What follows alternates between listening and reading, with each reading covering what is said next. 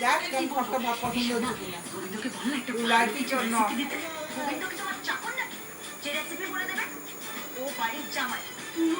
ওতে খাচ্ছিস, এখান থেকে এমনি করে খাচ্ছিস। সামনে সারাক্ষণ বলে যাচ্ছিস ও চাকর, আবার হঠাৎ করে বলছিস জামাই। এতে খেতে কি হচ্ছে? হ্যাঁ রান্না করতে যাবে না, তাছাড়া কি করবে? হ্যাঁ এই দাদা দাদা দাদা, তুই কি সত্যি ওর সঙ্গে ঘর করবি নাকি? হ্যাঁ ভাবতেই পারি না কাজের লোকের সঙ্গে ঘর করা।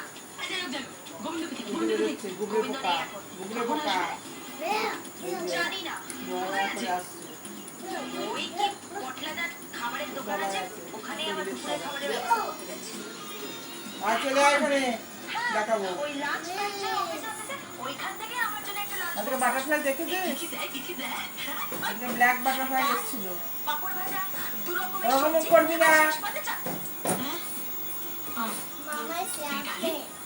গোবিন্দ তোকে দেখবি আয়নাতে কেমন হয়ে যাবে, বাজে হয়ে যাবে। ও এত ভালো রাঁধুনি, তাই তুই কেন লাঞ্চ বাজে হয়ে যাবে। ওকে ভালো রান্না করতে মুখে বাজে। আমি দেখছি। আর শোন বলছি ক্রীড়া দমনে কবে আসছিস? এখান থেকে পালাতে পারলে কেমন লাগছে? ভালো লাগছে? কেন পানি বলে পানি গাল।